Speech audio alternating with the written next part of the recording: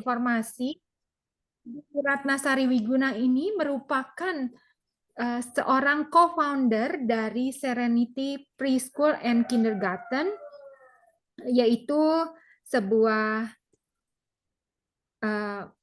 PAUD dengan basis mindfulness, dan juga beliau aktif menjabat sebagai pengurus pusat MBI Lembaga Pendidikan dan PSDM. Baik, langsung saja kepada Ibu Wiratna, waktu dan tempat disilakan. Baik, terima kasih Bu Linda. Teman-teman, salam kenal Bapak Ibu Koko Cici Pembina Sekolah Minggu. Biar gampangnya saya panggil teman-teman aja ya. Nah, sekarang sebelum mulai nih ya, saya percaya kalau belajar kita itu aktif, kayaknya lebih efektif, lebih enak ya daripada kita sekedar mendengarkan. Nah, sekarang jadi saya mau ajak teman-teman aktif melalui reaction. Ada tombol reaction kan ya di bawah. Nah, saya mau survei kecil-kecilan. Teman-teman yang saat ini menggunakan handphone joinnya, boleh kasih reactionnya love. Kalau yang pakai handphone, silakan. Nah, udah kelihatan nih. Ya, terus terima kasih ya teman-teman. Untuk yang joinnya pakai laptop, boleh kasih reactionnya jempol.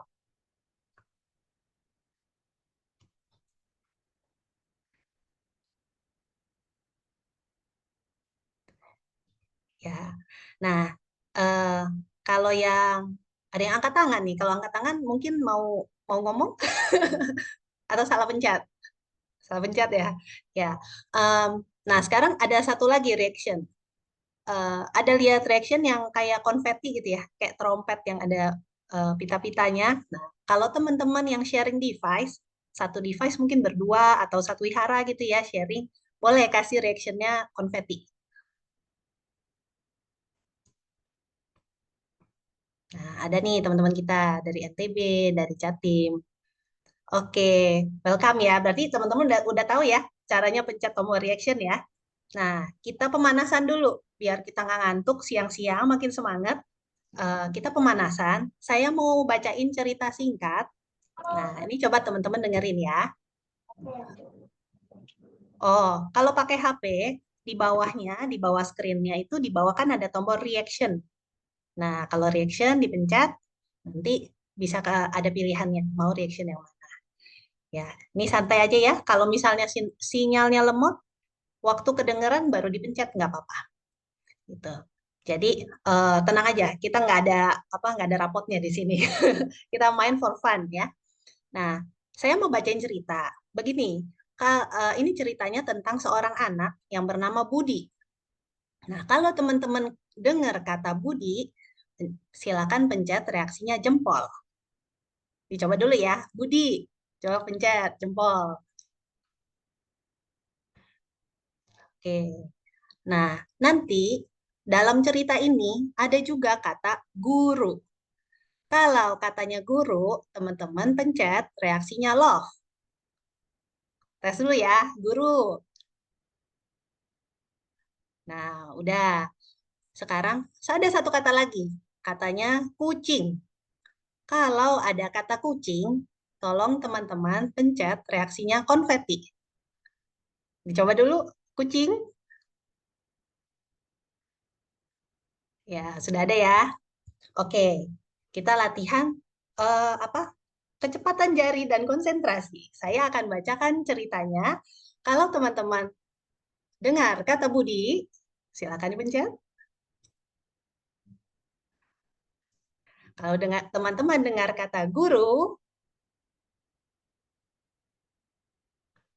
kalau teman-teman dengar kata kucing, ya, kalau Budi melihat kucing,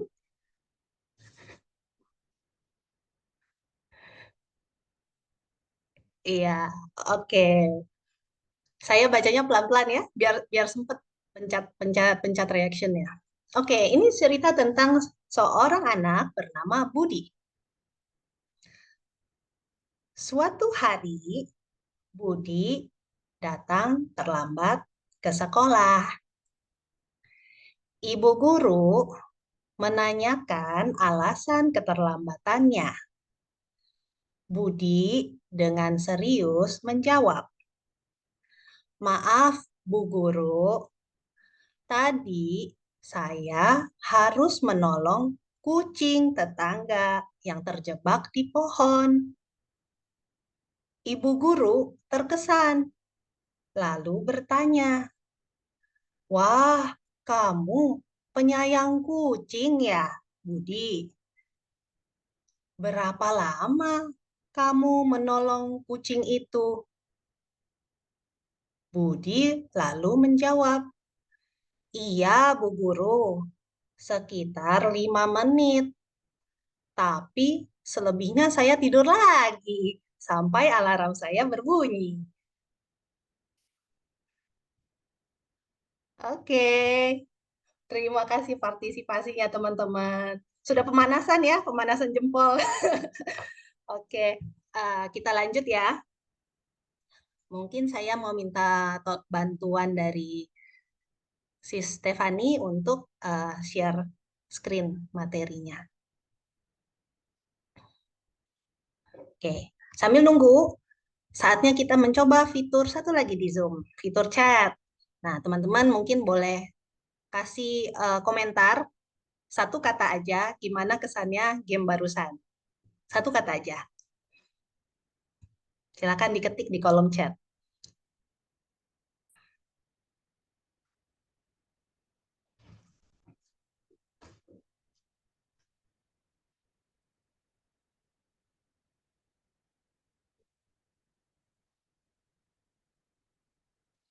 Oke, banyak nih ya komentarnya. Jadi terima kasih ada feedbacknya bahwa ternyata suara kedengeran gitu teman-teman ya. Nah, kita tunggu share screen-nya dulu. Wah, komentarnya Budi. Jadi berkesan ya sama Budi. Kita kira Budi baik banget nolongin kucing. Ternyata habis nolongin kucing tidur lagi, makanya telat.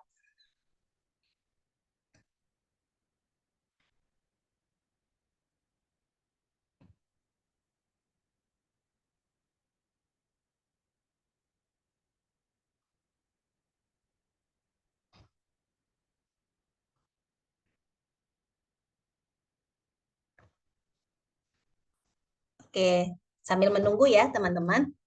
Eh, Tema kita hari ini adalah tentang metode pengajaran anak yang disesuaikan dengan tahap usia.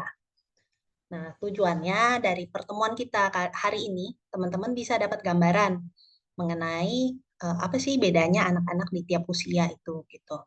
Minatnya mungkin beda, kemampuannya mungkin beda gitu. Sehingga kalau kita makin kenal sama adik-adik sekolah minggu kita, kita bisa merancang kegiatan yang sesuai, yang asik, yang menarik, sesuai dengan kelompok usianya dan minatnya. Gitu. Nah, memang style masing-masing kakak pembina tentunya unik ya. Mungkin ada yang sukanya bikin humor gitu misalnya. Sukanya ngejokes, ada yang sukanya main games, atau mungkin ada yang sukanya nyanyi atau sukanya nari. Nah, beda-beda. Dan tentu saja masing-masing style kakak pembinanya dan kemampuan kakak pembinanya akan menjadi kekuatan dan ciri khas masing-masing. Nah, tapi ada bagusnya di hari ini kita belajar tentang berbagai teori perkembangan anak untuk memperluas wawasan supaya kita makin punya jurus, makin paham sama adik-adik kita dan kira-kira apa sih jurusnya yang cocok nih gitu untuk situasi tertentu gitu. Apa resikonya ketika kita kurang wawasan? Nah, kalau kita kurang wawasan, kita kan mungkin taunya ya style yang cocok sama diri kita sendiri ya. Misalnya kalau saya sukanya games, ya saya main games terus saja gitu. Atau ada yang sukanya cerita, ya cerita terus saja. Nah, kalau kita ketemu audiensnya yang pas, adik-adik kita memang pas minatnya, asik, dia akan merasa, wah enak nih gitu ya kegiatan sekolah minggunya.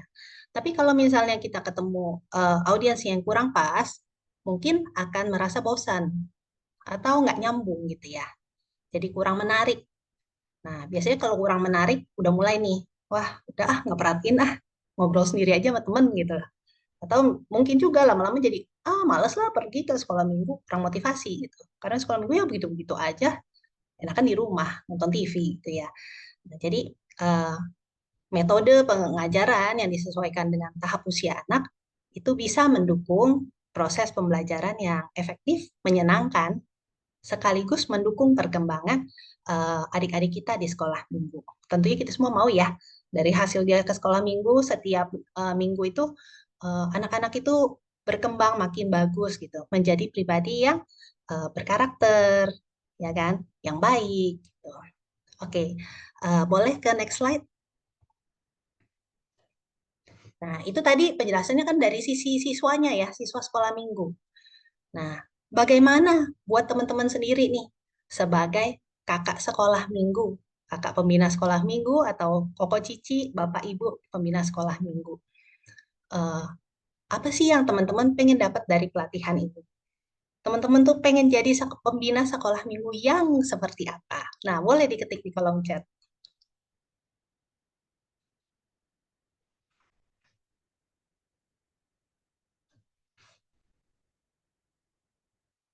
Yang dicintai anak-anaknya, jadi pembina sekolah minggu yang menyenangkan, yang nggak bosenin, pembina sekolah minggu yang baik, ya, pembina sekolah minggu yang disenangi anak-anak, yang bisa memberikan manfaat, yang efektif, yang seru, asik, dan bisa membawa perubahan.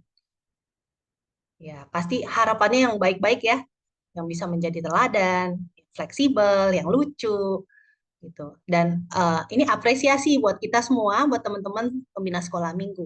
Karena kalau pembinanya sudah punya motivasi yang baik, tentu akan menemukan berbagai cara untuk menjadi pembina sekolah minggu yang diharapkan. Bisa jadi pengajar yang dicintai, yang menyenangkan, yang asik. Gitu. Nah, mudah-mudahan hari ini bisa memberikan inspirasi, jadi teman-teman bisa mencapai tujuannya, pengen jadi sekolah minggu, pembina sekolah minggu yang demikian. Oke, nah kita lanjut ke next slide. Nah, kita mulai masuk ke teori ya.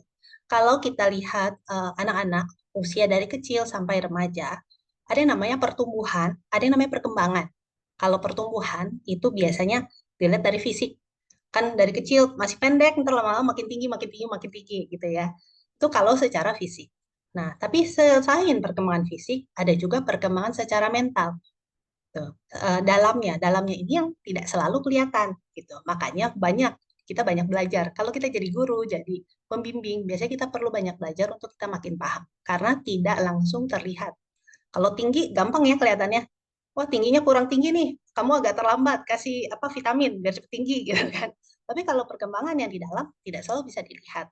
Perlu kita memperhatikan dan kita perlu tahu apa sih panduannya gitu. Nah, ini yang pertama adalah perkembangan kognitif. Kognitif artinya cara berpikir.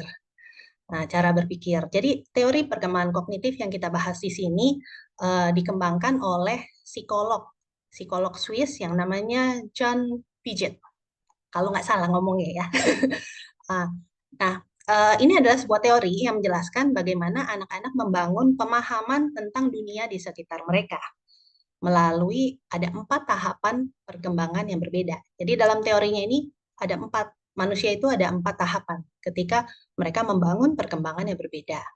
Ini bisa dilihat waktu dari 0 sampai 2 tahun tahapannya disebut sensori motor, di mana bayi itu belajar melalui interaksi fisik dengan lingkungannya. Nah, terus ada tahapan yang antara 2 tahun sampai 7 tahun itu disebut praoperasional, di mana sudah mulai menggunakan bahasa dan simbol untuk merepresentasikan objek. Makanya kita lihat biasanya anak-anak kalau 2 tahunan udah mulai ngomong gitu ya.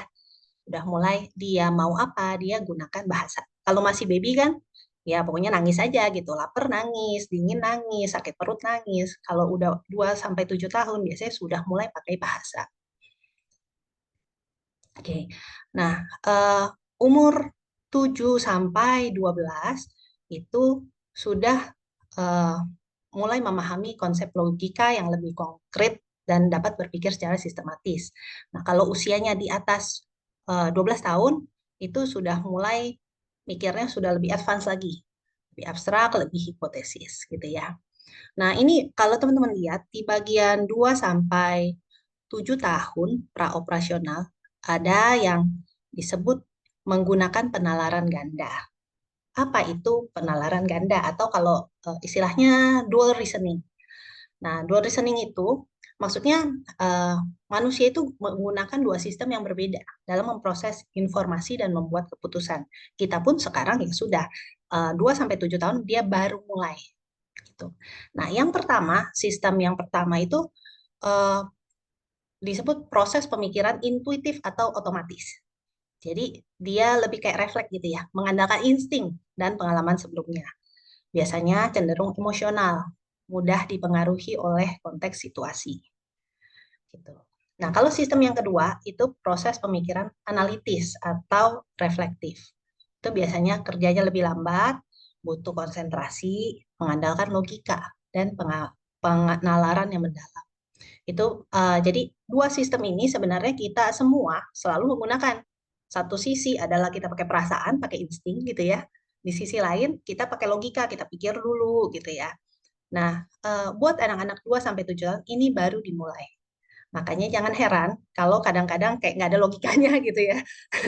Sesuatu yang dia anak-anak itu tiba-tiba marah atau nangis hanya berdasarkan insting aja perasaannya gitu. Misalnya ada seorang anak yang lagi main sama mainannya sendiri. Terus ada datang anak lain. Anak lain ini seumuran, terus dia lihat mainan itu terus dia mau.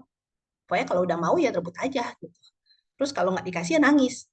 Belum bisa memahami bahwa itu kan mainan bukan punyamu gitu kan. Terus kalau datang belakangan mau rebut, belum bisa karena menggunakan insting. Jadi memang masih berkembang, masih baru saja mulai antara insting yang pokoknya saya mau ya saya ambil gitu ya, atau yang sudah mulai pakai logika itu mainan orang. Kita kalau mau minta mau pinjam ngomong dulu gitu kan.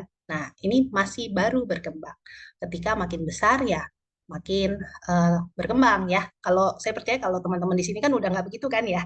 Kalau lihat temennya punya punya sesuatu langsung diambil gitu. Kalau mau kan enggak gitu. Karena kita sudah punya remnya gitu. Kita udah ada pemikiran logikanya. Nah, ini juga menjelaskan ya kenapa orang kadang-kadang ada orang yang kalau bikin keputusan tuh cepat, intuisi aja, ada juga yang mikirnya lama gitu ya. Ntar dulu, mikir dulu, ntar dulu gitu, butuh waktu. Ya karena kita butuh untuk memproses gitu.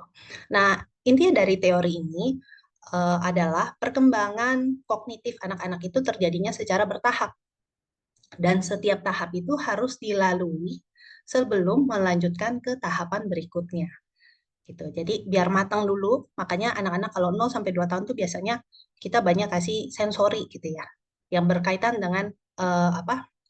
Indranya gitu. Nanti maju lagi ke tahapan berikutnya. Jadi anak-anak itu berkembang perkembangan kognitifnya. Oke, kita lanjut ya ke slide berikutnya. Nah, di sini kita akan bahas lebih detail 0 sampai 2 tahun. Teman-teman, saya biar nggak ngantuk ya, saya akan setiap kali akan minta interaksi. Nah, untuk usia 0 sampai 2 tahun, teman-teman, ada nggak yang adik sekolah minggunya dalam rentang usia ini? Kalau ada, boleh angkat tangan. Pakai ini apa? Angkat tangan pakai raise hand ya, teacher di sini. Oh, saya lihat ada nih ya. Oke. Nah, di sini untuk usia 0 sampai 2 tahun, biasanya bagaimana sih aplikasinya setelah kita tahu teori perkembangan kognitif ini? Untuk aktivitasnya kita bisa banyak gunakan aktivitas fisik dan sensorik untuk membantu anak-anak belajar. Gitu. Jadi kalau misalnya pakai mainan, pakai alat tuh yang bisa disentuh, digenggam, digerakkan. Kalau cuma ngelihat mungkin kurang rasanya, ngelihat dari jauh gitu ya. Nah, dan metodenya adalah eh, kita bisa memberikan banyak kesempatan untuk eksplorasi bebas dan permainan-permainan yang melibatkan indera mereka. Gitu. Nah, kalau di sini saya mau undang teman-teman, boleh yang punya muridnya di rentang usia ini ataupun yang tidak, kan kita bisa sharing ya, sharing pengalaman, sharing tips and trick. Coba teman-teman kepikiran nggak di usia 0 sampai 2 ini, di mana tadi lebih banyak aktivitas fisik dan sensorik, kegiatan apa yang bisa kita kerjakan untuk adik-adik didik di usia ini? Coba saya undang teman-teman, silakan tulis di kolom chat. Yang kepikiran, ngapain ya kegiatannya? Kalau yang memang sudah muridnya di rentang ini juga boleh berbagi. Oh, saya biasanya begini nih, gitu. Yang cocok nih, yang adik-adiknya jadi senang, jadi bisa terlibat.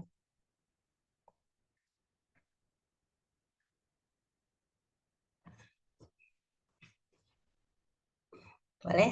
Nah, ada yang kasih main susun Lego ya, jadi bisa pegang Legonya ya. Kasih jalan-jalan. Jalan-jalan nih apa? Wisata atau boleh jalan-jalan di dalam ruangan nih. Lomba merangkak, iya. Bisa bermain dan bernyanyi. Ber- Menyanyi dengan tepuk tangan. Susun puzzle. Oh iya, di dalam ruangan. Ya benar. Kita kalau 0 sampai 2 tahun nggak mungkin ya semuanya. Ayo duduk diam di tempat masing-masing nggak boleh bergerak. Wah kayaknya sih nggak bakal terwujud gitu ya. Eh, Nanti yang ada nangis semua paduan suara. Ya bisa lempar bola, bisa meremas-remas. Oh iya, dikasih sensori, permainan yang sensori. Betul. Ya, terima kasih ya teman-teman partisipasinya. Ini jadi memang di dalam selama pelatihan ini kita akan banyak berdiskusi. Teman-teman saya akan sering undang untuk eh, ketik di kolom chat pendapatnya. Dan ini juga sebenarnya kesempatan kita untuk berbagi. Kan ini teman-teman dari seluruh Indonesia ya.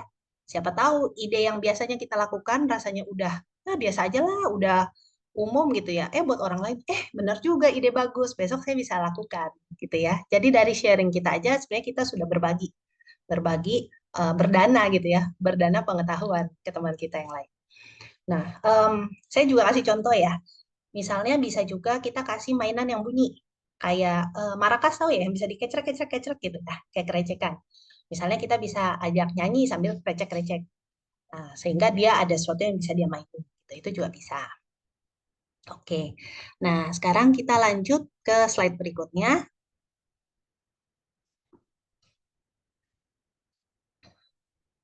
Yang tadi angkat tangan sudah boleh turun lagi ya tangannya karena mau gantian. Sekarang saya mau tanya eh, teman-teman yang adik sekolah minggunya dalam rentang usia ini, silakan angkat tangan.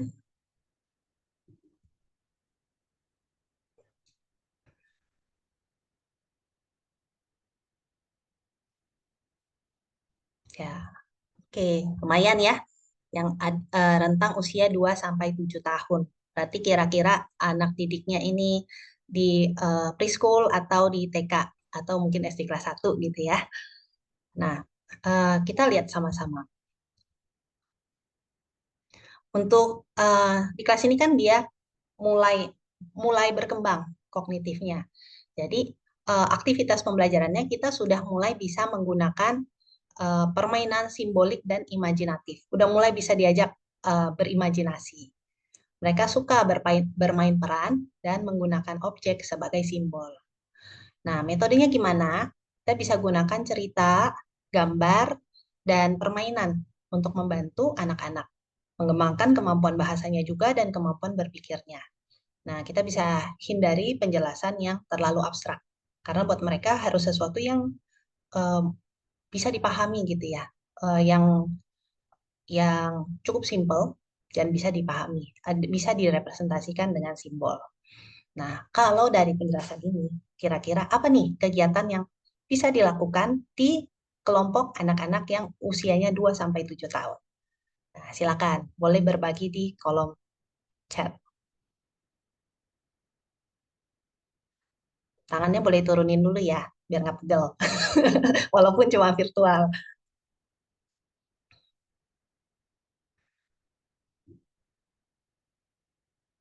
Ya, bisa main tebak gambar, permainan memilih warna bendera Buddhis, menonton video, cerita si Budi tadi, menonton kartun atau cerita dongeng, main TTS, menempel, mewarnai, kreativitas, tebak gaya, menari, dongeng lucu, puzzle.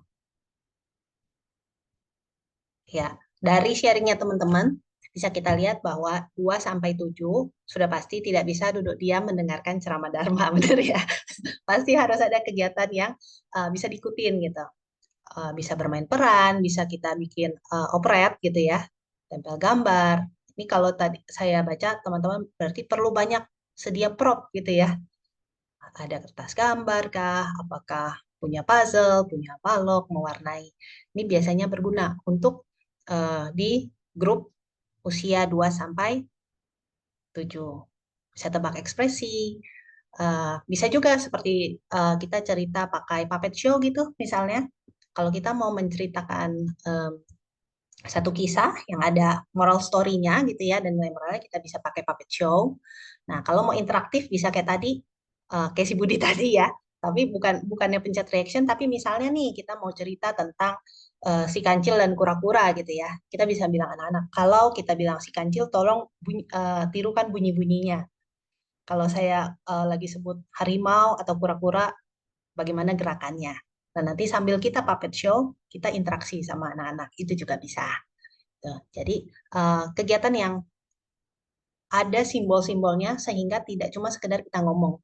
Kalau kayak saat ini kan di pelatihan ini saya ngomong-ngomong kebanyakan ngomong ya, terus kita pakai slide gitu, nggak ada puppetnya langsung, nggak ada kegiatan yang teman-teman lakukan langsung gitu. Nah tapi kalau di 2 sampai 7 tahun penting untuk mereka punya simbol-simbol dan bermain peran gitu. Oke kita lanjut ya ke slide berikutnya. Nah, ini giliran teman-teman yang anak didiknya usia 7 sampai 12 tahun. Ada yang adik sekolah minggunya di rentang usia ini?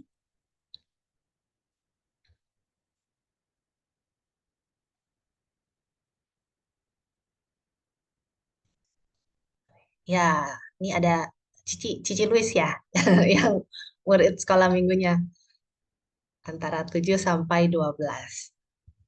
Berarti usianya sudah usia SD ya, sudah masuk SD biasanya. SD, mungkin ada yang sudah mau SMP ya. Oke.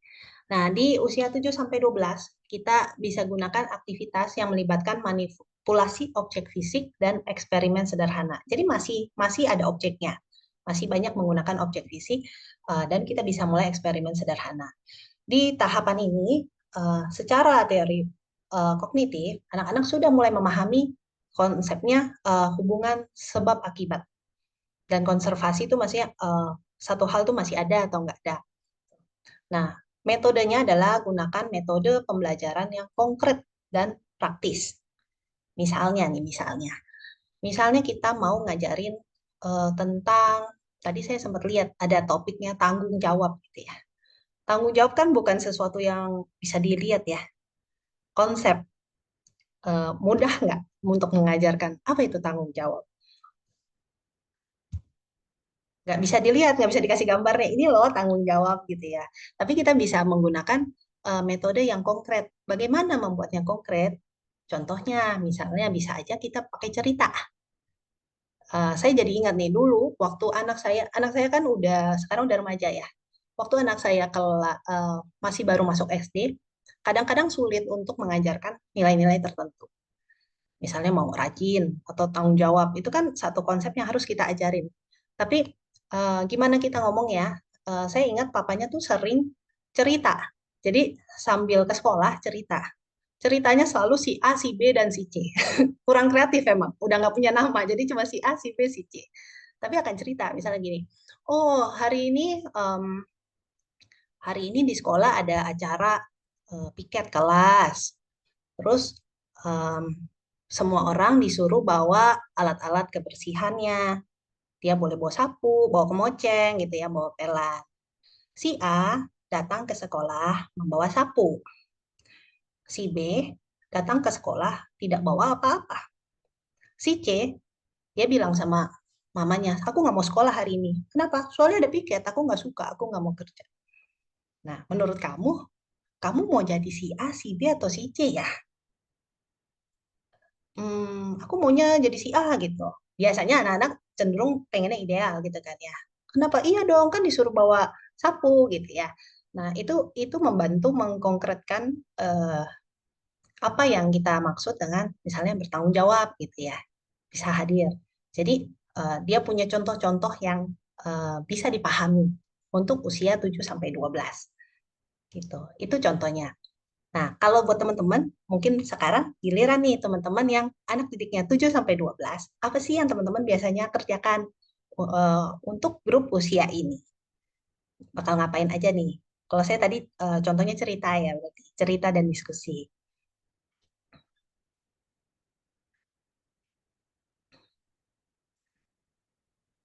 Coba silakan diketik ya di kolom chat.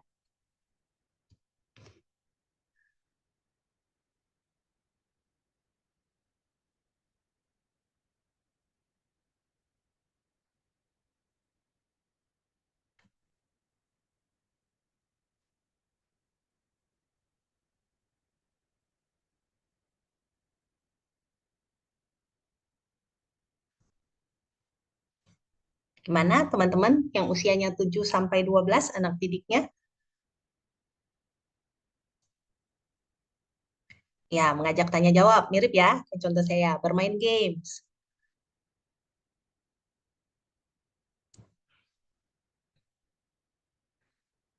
analisis cerita. Wah, asik ya. Ada cooking class,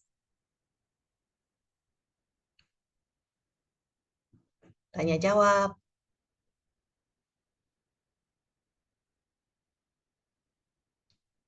Nah, ini ada yang contohnya, iya saya sangkutin suatu dharma sama kehidupan yang sehari-hari yang sering mereka lakukan. Kayak rajin ngerjain PR, itu bentuk tanggung jawab atau enggak. Ya, ada kuis materi, cerita dan dharma mewarnai. Tuh. Jadi, eh, banyak yang kita kaitkan dengan sesuatu yang konkret. Gitu. Misalnya kayak tadi, kalau topiknya tanggung jawab, oh kita langsung praktek gitu ya. Mengembalikan barang ke tempat semula, kayak ini tadi. Terus ini bisa ada kegiatan lain yang eh, apa praktek langsung, naik sepeda, kegiatan outdoor, gitu, kuis-kuis. Ya, jadi kalau di usia ini 7 sampai 12 kan bahasanya sudah terbentuk dan sudah bisa diajak mikir gitu ya. Jadi analisa sederhana. Oke, terima kasih sharingnya. Nah, sekarang kita lanjut ke slide berikutnya untuk usia yang di atas 12 tahun. Nah, ini ya masih ada lagi tadi ya. Bisa banyak cerita, cerita Buddhis. Nah, untuk yang usia di atas 12 tahun, ini saya pengen tahu berapa banyak teman-teman yang anak eh, didiknya, adik-adik sekolah minggunya usianya di atas 12 tahun. Boleh angkat tangan?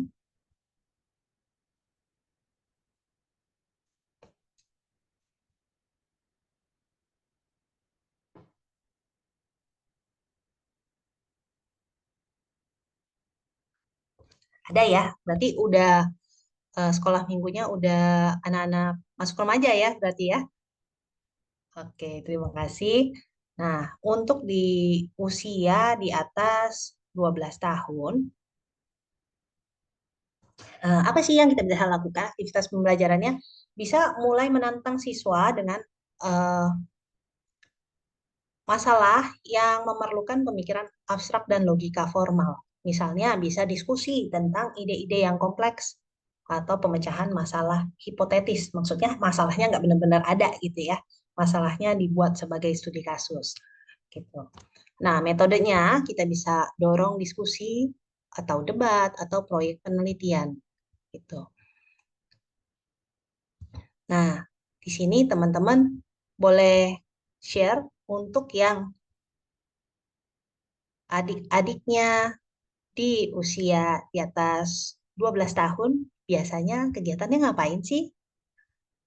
Nah, ini buat teman-teman yang lain juga bisa lihat ya, yang mungkin selama ini, oh saya selalu ngajarnya anak kecil, pengen tahu, oh kalau di atas 12 tahun tuh mesti ngapain gitu. Bisa diskusi, bisa dharma kelas, yang kesannya lebih serius ya.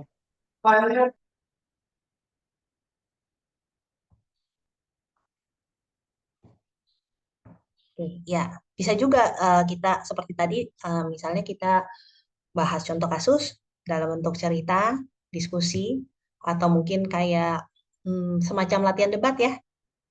Nah, iya benar, sudah bisa diajak diskusi, dengar cerita Buddhis, atau misalnya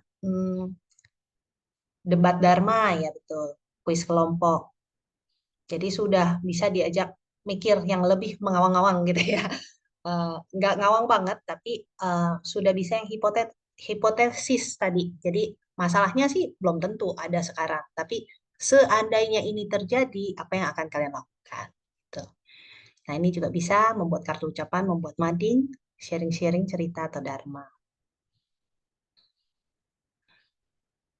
Ya, terima kasih sharing-sharingnya ini di kolom komentar.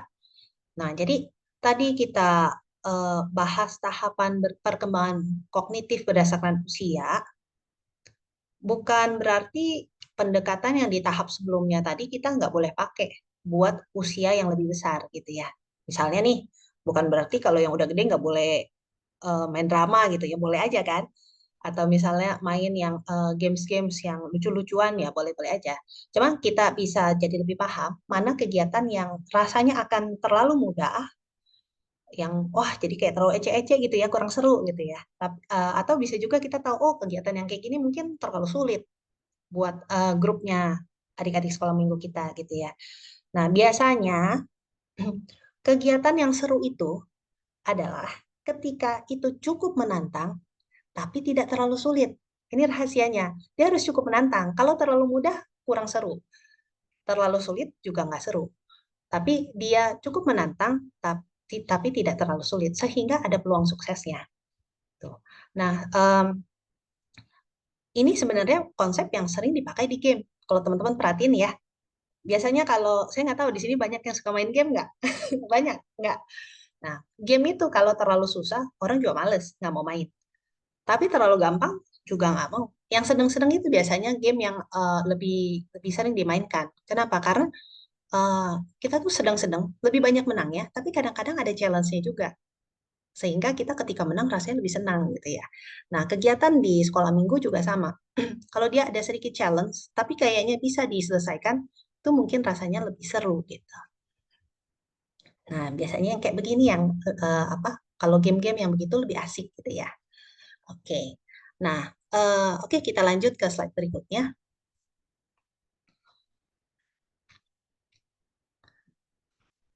Nah, kalau tadi kita ngomongin soal perkembangan kognitif, sekarang kita akan ngomongin soal psikososial. Kalau tadi kan cara berpikir ya. Nah, kalau psikososial itu adalah istilah yang menggabungkan dua aspek penting nih, psikologi sama sosial. Psikologi itu maksudnya kan kayak faktor psikologis tahu ya, emosi, perasaan, pemikiran, perilaku, mungkin keinginan-keinginan gitu ya. Nah, interaksinya dengan faktor sosial, hubungan dengan orang lain, lingkungan, budaya. Nah, interaksi ini akan membentuk pengalaman dan perkembangan seseorang. Nah, teori psikososial ini dikembangkan oleh Erik Erikson. Dia itu seorang psikolog dan psikoanalis namanya, dari Jerman Amerika. Lahirnya di Jerman tapi banyak bekerja di Amerika. Oke, kita lanjut ke slide berikutnya.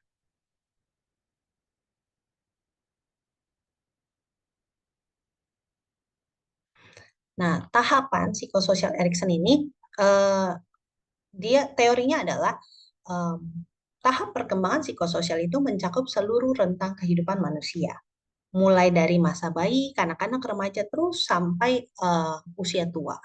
Gitu. Jadi perkembangan psikologinya gitu ya, perkembangan rasa dirinya nggak cuma berhenti di tahap anak-anak. Gitu. Nah, setiap tahapan ini dalam satu siklus kehidupan dianggap seandainya hidup sampai tua lah ya, sampai tua ada 8 tahap gitu. Nah, setiap tahap ini dihubungkan dengan ada konflik tertentu atau krisis yang harus dihadapi dan diselesaikan supaya individu itu bisa berkembang secara sehat.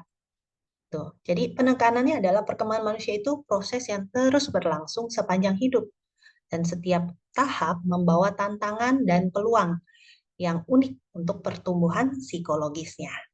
Tuh. Kita lanjut dulu ke slide berikutnya.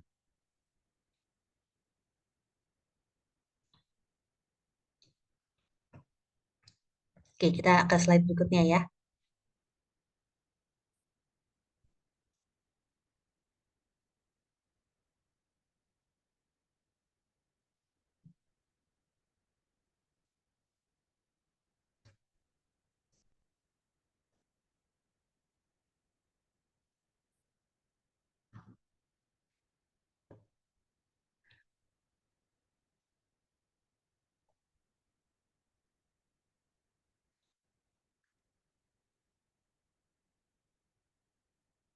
Maaf sih, saya izin share ulang ya. Sepertinya share screen-nya online. Oh iya, oke. Kita maju ke slide yang ada tabel ya.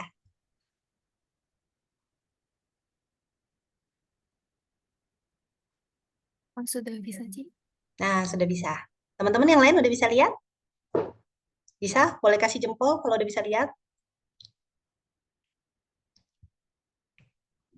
Ya, udah bisa lihat ya. Oke. Nah, ini tadi kan kita bilang ada 8 tahap ya.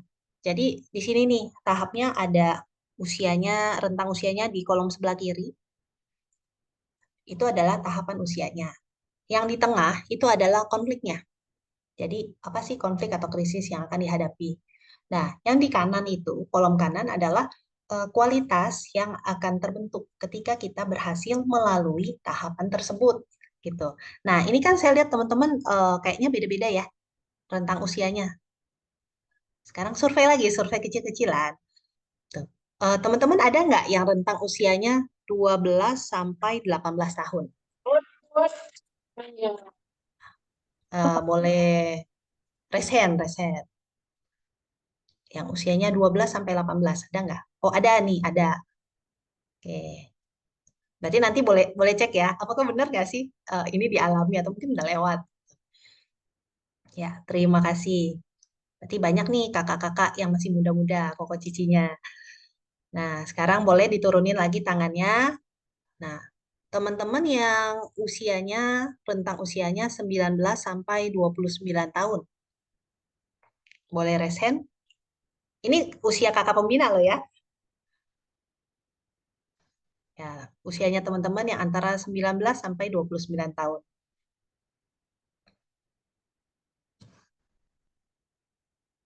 Ada juga ya. Nah, ya, terima kasih. Sekarang boleh turunin lagi tangannya. Nah, teman-teman yang usianya 30 sampai 64 tahun. Nah, ini range-nya besar ya. Saya termasuk di sini, area 30 sampai 64 tahun. Ada juga ya. Berarti kita punya teman-teman dari di 3 tahapan psikososial. Kalau yang di atas 65 ada nggak? Boleh yang lain turunin dulu tangannya. Ada yang di atas 65?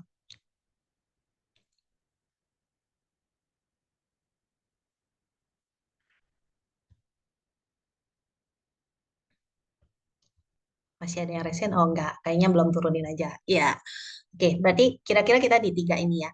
Nah, jadi di tiap tahapan sosial usia itu ada konflik psikososial. Konflik psikososial maksudnya apa? Maksudnya ketika kebutuhan kita sebagai individu itu bertemu dengan tuntutan masyarakat, gitu. Jadi ada konflik psikososial yang harus diselesaikan supaya kita bisa berkembang dengan sehat, gitu. Nah, tahapan yang pertama, kalau dilihat ini kan tahapan pertama 0 sampai 1 tahun, masih tahapan bayi ya.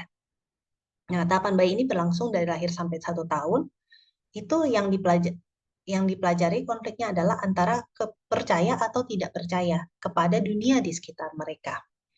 Jadi, eh, event peristiwa yang sangat penting di usia 0 sampai 1 tahun itu biasanya paling penting bagi bayi apa?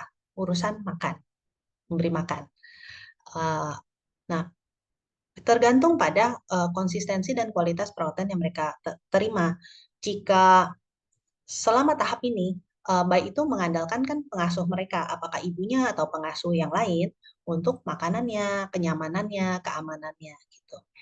Nah, jadi konsistensi, prediktabilitas dan keandalan pengasuhnya untuk memenuhi kebutuhan dasar bayi itu penting untuk membangun rasa kepercayaan. Kalau kebutuhan mereka terpenuhi dengan baik, bayi-bayi ini mereka akan mengembangkan rasa kepercayaan dan harapan. Artinya dia bisa mengandalkan dunia di sekitar dia itu bisa diandalkan gitu. Sebaliknya, jika kebutuhan mereka sering tidak terpenuhi, ditelantarkan, bayi-bayi ditelantarkan, mereka mungkin mengembangkan rasa ketidakpercayaan.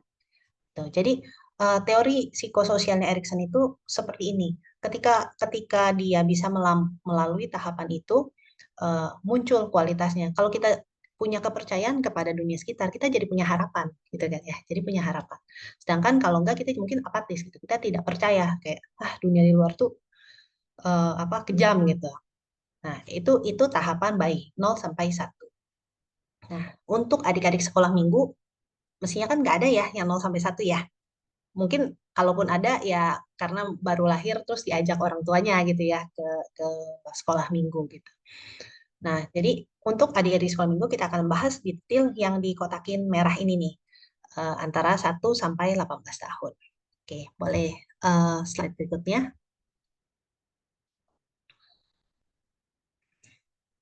Nah, ini 1 sampai 3 tahun, tema sentralnya adalah otonomi atau malu dan ragu. Jadi pertanyaannya adalah, apakah saya bisa melakukan sendiri ya? Atau saya harus bergantung sama bantuan orang lain?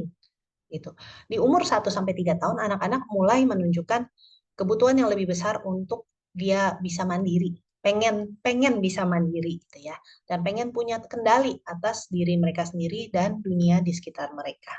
Makanya sering kalau anak 2 tahun udah mulai bisa ngomong ya, 2 tahun, 3 tahun disuruh apa? Enggak, pokoknya enggak gitu. Nggak mau disuruh gitu ya. Mereka lagi exercise gitu, rasa kendalinya uh, untuk apa diri mereka. Dia itu pengen belajar mengendalikan uh, dunia di sekitar mereka gitu. Nah, biasanya di usia ini tuh peristiwa pentingnya toilet training gitu. Biasanya kan anak-anak ke 1 sampai 3 tahun lagi belajar nih ya, belajar sudah tidak pakai pampers, mereka mau ke toilet sendiri gitu. Nah, kita bisa dengan mendukung mereka supaya mandiri dalam aktivitas sehari-hari. Kalau mungkin kegiatan yang bisa dikerjakan sendiri dikasih kesempatan gitu. Jadi ini yang penting di usia 1 sampai 3 tahun. Boleh lanjut ke slide berikutnya.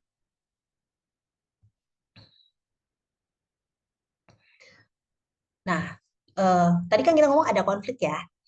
Jadi ini kan ketika 1 sampai 3 tahun mereka lagi nyoba otonomi, nyoba kemandirian dan coba apakah saya bisa mengendalikan gitu ya. Tapi ada konfliknya. Kalau kita terlalu bebas, nggak diatur, suka-sukanya bebas, tidak ada batasan, tidak ada aturan, eh, ada konsekuensinya. Kalau kita terlalu banyak kebebasan, nanti adik-adiknya jadi melanggar aturan atau pola perilakunya tidak terkendali. Bisa juga dia mengacuhkan bahaya atau konsekuensi dari tindakannya. Misalnya, kita tahu tadi mereka mau eksplorasi, kasihlah ya jalan-jalan, lari-lari gitu di dalam ruangan kelas. Tapi tetap ada boundary kan, ada batasannya. Misalnya nggak boleh keluar dari ruangan gitu kan. Karena kalau dia keluar mungkin nanti bahaya, misalnya ada tangga. Nah, di sisi lain, kadang-kadang bisa juga kita ada aturan, terus jadi terlalu ketat, diawasi terlalu ketat. Anak-anak di usia ini, kalau diawasinya terlalu ketat, semuanya kita dikte, karena kita anggap kan kamu masih kecil nggak ngerti sini aku ajarin aja kasih tahu yang benar gitu ya. Kalau terlalu ketat tidak diberikan kesempatan untuk mencoba melakukan diri sendiri, akibatnya anak-anak itu jadi mungkin ragu sama diri sendiri. Aku bisa nggak ya? Kayaknya kalau nggak dibantuin aku nggak bisa gitu. Mesti dibantuin. Nah, eh, kalau berhasil melalui masa ini dengan dengan bisa melalui masa ini jadi cukup bebas tapi juga tidak terlalu bebas gitu ya, ada batasan yang jelas. Nah, itu membuat anak-anak jadi punya percaya diri, yakin akan kemampuannya untuk bertahan gitu ya. Bertahan di dunia dunia sekitar dia yang dia alami. Jadi yang dibutuhkan adalah dorongan dan dukungan pada kemandiriannya. Jadi supaya anak makin percaya diri. Tuh. Oke, kita lanjut ke slide berikutnya. Nah, untuk supaya kita kan pengennya, pasti kita pengennya anak-anak melewati fase ini dengan baik dong, biar dia makin pede gitu ya. Jadi bisa melakukan sendiri. Maka kita dorong eksplorasi dan kemandiriannya, kita bisa beri pilihan gitu. Bisa juga dengan membiarkan anak-anak melakukan tugas-tugasnya sendiri yang sederhana, makan sendiri, pakaian sendiri gitu ya. Nah, sekarang saya undang lagi nih teman-teman. Mari kita berbagi. Menurut teman-teman, di usia segini kita bisa kasih kegiatan apa yang bisa mendukung supaya muncul otonominya. Jadi PD bisa mandiri. Usia 1 sampai 3 tahun. Silakan, boleh diketik di kolom chat.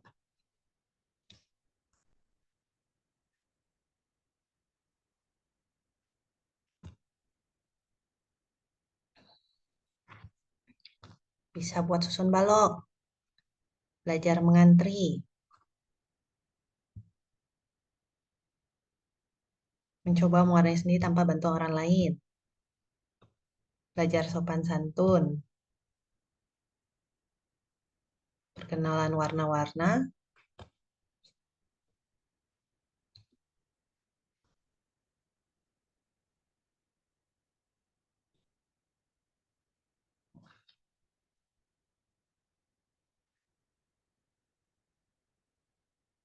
menebak hewan, melukis.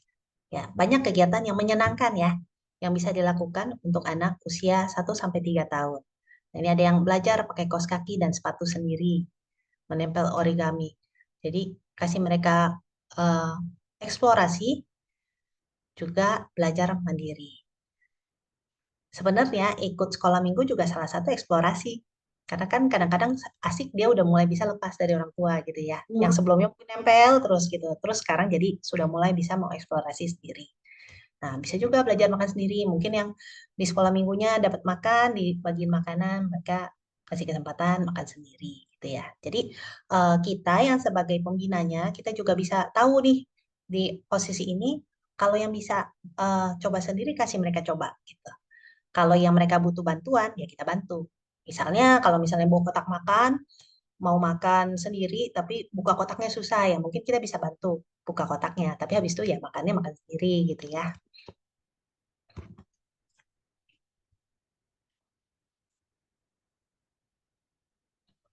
Oke, bisa juga kayak tadi apa pakai kaos kaki sendiri.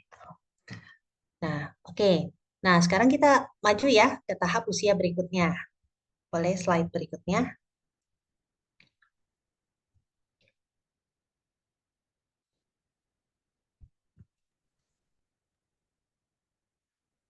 Nah, ya, di sini pertanyaannya adalah tema sentralnya adalah saya itu baik atau buruk? Karena anak-anak sudah mulai mengenal, oh ini yang oke, ini yang nggak oke gitu ya. Saya tuh yang mana gitu. Nah, eh, ini anak-anak mulai tadi kan kita lihat ya 1 sampai 3 tahun sudah mulai pengen punya kendali gitu ya, pengen punya kontrol. Nah 3 sampai 6 tahun dia mulai menegaskan kembali. Jadi dia kadang-kadang misalnya kalau main dia pengen dia ngarahin, oh begini aja mainnya, ini harusnya begini-begini, kamu sebelah sini gitu ya. Eh, jadi mereka sudah mulai asertif. Oke. Nah, peristiwa penting di usia 3 sampai 6 tahun ini adalah eksplorasi. Jadi usia ini anak-anak itu biasanya aktif, jauh lebih aktif ya, dan penasaran. Mereka mulai bisa merencanakan aktivitas, bisa bikin permainan sendiri mungkin, dan mereka mau mengeksplorasi lingkungannya. Gitu. Nah, ketika mereka bisa bisa melakukan ini, ada dukungan dari sekitarnya, mereka jadi bisa lebih punya rasa tujuan gitu. Dia mau eksplorasi apa, dia lebih jelas. Oke, kita lanjut dulu ke slide berikutnya. Nah, krisisnya apa di usia ini, konfliknya? Kalau terlalu banyak inisiatif, anaknya pengen tahu banget gitu ya, tapi kurang rasa empati atau rasa bersalah, bisa mengakibatkan berkembangnya menjadi terlalu ambisius. Yang penting aku mau gitu, aku pengen cari tahu. Tidak peduli sama orang lain. Jadi agresif dan insensitif pada perasaan dan kebutuhan orang lain. Nah, di sisi lain, kalau dia terlalu banyak rasa bersalah, aduh salah ya ini tadi begini salah ya, aduh tadi ini temennya jadi nangis ya gitu ya. Terlalu banyak rasa bersalah atau takut gagal sehingga menjadi bimbang dan tidak mau mengambil inisiatif. Itu ada apa? Dia jadi mungkin jadi terlalu berhati-hati dan takut mengambil resiko. Enggan mencoba hal baru karena takut membuat kesalahan dan ditegur. Mungkin teman-teman pernah pernah nggak ngalamin nih, misalnya ada anak yang usia 3 sampai 6 tahun, terus melakukan sesuatu diomelin, gitu. Misalnya dia berebut mainan, terus diomelin, kamu ya nggak boleh berebut mainan, gini-gini. Besoknya dia jadi takut, gitu. Dia mungkin jadi nggak berani karena dia pikir kalau aku ke sana nanti diomelin, gitu. Kalau aku mau mendekat ke temennya nanti diomelin. Nah, nah kalau bisa melampaui masa ini dengan berhasil, maka anak itu jadi punya kemampuan untuk mengambil inisiatif, mencoba kegiatan baru, bisa merasa bangga atas upaya mereka. Nah, di sini makanya penting bagi kita untuk tahu kira-kira di fase seperti ini, apa sih yang penting buat anak-anak itu? Eksplorasi kan. Mereka mau eksplorasi, di satu sisi kita perlu memberikan bekal supaya waktu eksplorasi ya ada apa namanya consideration ya, punya rasa empati gitu ya, bisa peduli sama sekitar. Di sisi lain kita juga jangan terlalu menyalahkan gitu ya, jangan kita bikin dia merasa bersalah atau ini kamu salah nih, nggak boleh begini gitu ya, sehingga nantinya dia takut mengambil inisiatif. Tuh. Nah, boleh next slide-nya. Oke, aplikasinya apa sih di kegiatan sekolah minggu? Untuk inisiatif fase yang inisiatif versus rasa bersalah ini, kita bisa berikan kesempatan untuk bermain imajinatif dan kegiatan kreatif. Yang kita bisa dorong inisiatifnya dan dorong kebebasannya bereksplorasi. Gitu. Ini metodenya bisa gunakan permainan peran. Tadi kan teman-teman sempat share ya. Untuk usia waktu kita ngomongin soal perkembangan kognitif, bisa permainan peran, cerita, dan proyek.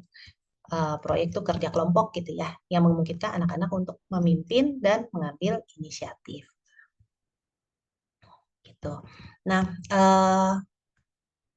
teman-teman boleh sekarang saya minta di chat kasih contoh kegiatan di mana teman-teman memberikan mereka kesempatan untuk eksplorasi atau mengambil inisiatif.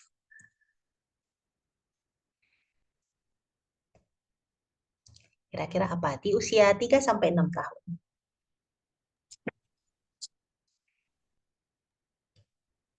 Kolase.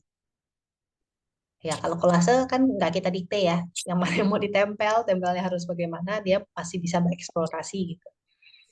Bisa kasih permainan yang mengasah otak. Bisa nyanyi lagu anak, tebak gambar. Ya, membuat bentuk atau hewan dari lilin mainan. Nah, saya ada tipsnya untuk mengembangkan inisiatif dan eksplorasi. Kalau anak-anak itu kan kadang-kadang suka eksplor misalnya, mereka bikin lilin mainan. Menurut dia ini bagus nih, ini bentuknya kuda gitu. Tapi waktu kita lihat sebenarnya nggak kayak kuda. Waktu kita lihat apaan ini ya, tapi katanya ini kuda gitu ya. Nah, ketika kita paham bahwa di usia ini anak-anak perlu didorong eksplorasi dan inisiatifnya, daripada kita bilang kayaknya nggak kayak kuda deh, salah kali gitu misalnya. Daripada kita ajakin, kita bisa bisa ajak dia untuk bercerita. Oh ini seperti kuda ya. Apa karakteristiknya? Misalnya gini, kakinya sebelah mana? Gitu. Oh ini kakinya yang ini. Oh kakinya ada berapa? Gitu. Jadi daripada kita mengkritisinya gitu ya. Ini salah nih. Kalau kuda mestinya palanya jangan segede ini gitu misalnya. Kita bisa tanya, bisa ajak dia bereksplorasi gitu. Nah, ini juga ada contohnya nih, mewarnai dengan warna yang mereka mau atau menggambar sesuai dengan imajinasi mereka. Ya, terima kasih nih dari Glory. Betul. Nah, ini juga sama, mewarnai dengan warna yang mereka mau. Kebetulan karena saya banyak bergaul dengan anak-anak usia ini, jadi banyak tips yang bisa diberikan untuk usia ini. Kadang-kadang kita sebagai orang dewasa itu kita sudah punya gambaran ya. Kayak misalnya gini, gambarnya Pangeran Siddhartha bermeditasi di bawah pohon gitu. Terus kita maunya pohonnya itu warna daunnya semuanya hijau, batangnya coklat. Karena kita orang dewasa, kita mau bilang begitu. Terus murid kita mungkin warnainnya daunnya tuh ada yang merah, ada yang pink, ada yang ungu gitu kan. Terus batangnya itu mungkin warnanya hitam gitu ya, atau mungkin batangnya warnanya kuning gitu. Nah, kadang-kadang kita itu sebagai orang dewasa kita pengen mengarahkan, kita bilang, kalau batang tuh harusnya warnanya coklat gitu kan, atau ini. Nah, ini kita perlu lihat tahap usianya di mana dan emosinya seperti apa. Kalau yang masih kecil, uh, lebih baik kita kasih dia eksplorasi daripada kita memaksakan bahwa pohon itu harus hijau warnanya gitu kan ya.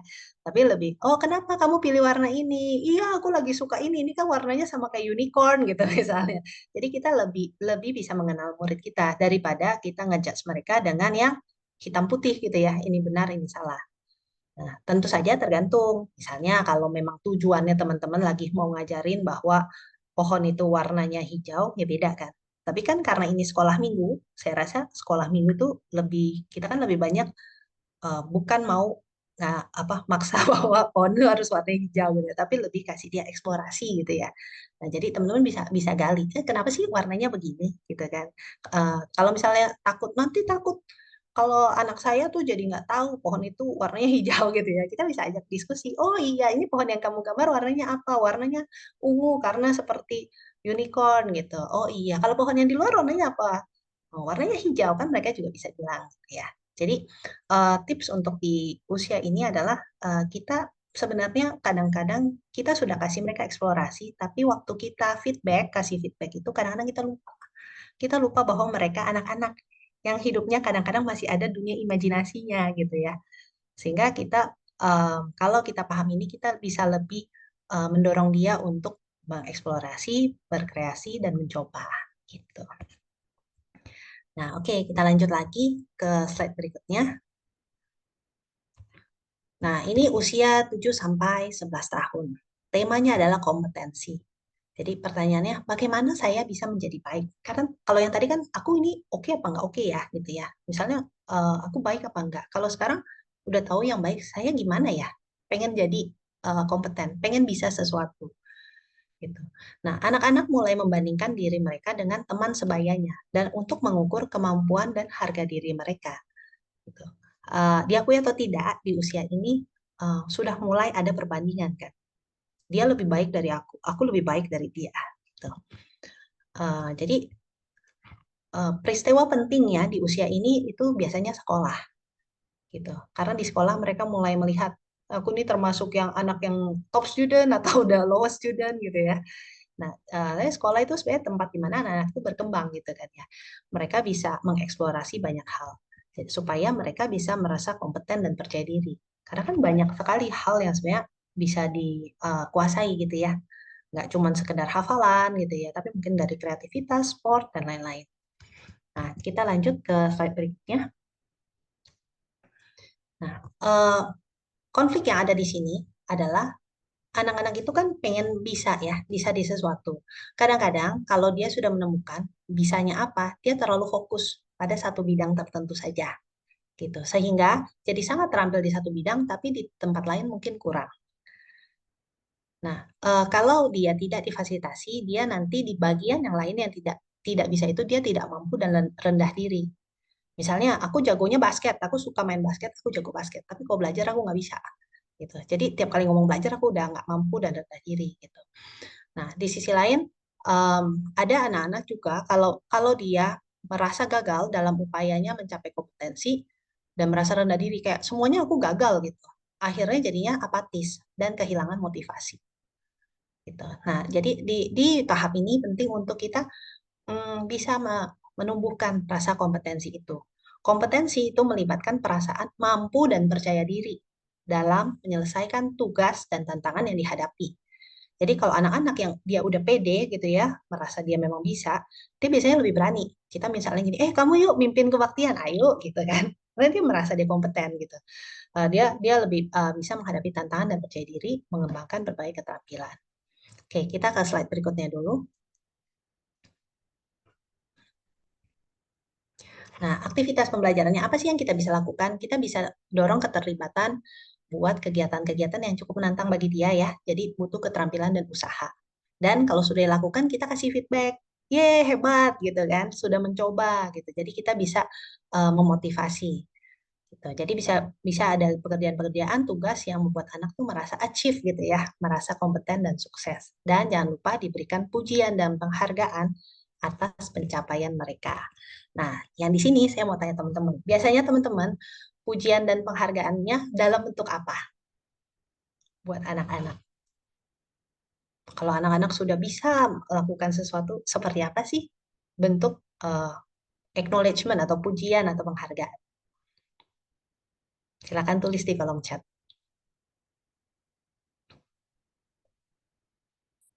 Oh, ada yang kasih hadiahnya jajan kerupuk.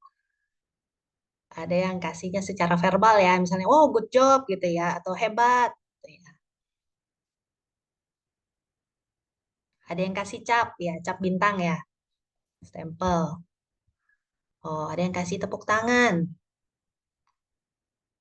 Ada yang kasihnya stiker.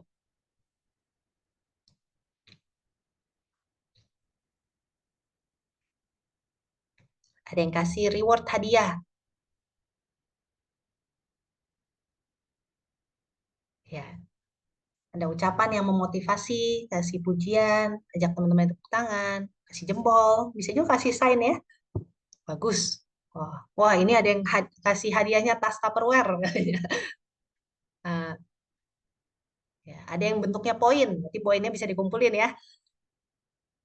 Terus apresiasi secara verbal. Ya, jadi apresiasi bisa banyak bentuknya ya. Bisa sekedar verbal, bisa juga kita dengan kita senyum, wajah kita ceria gitu ya.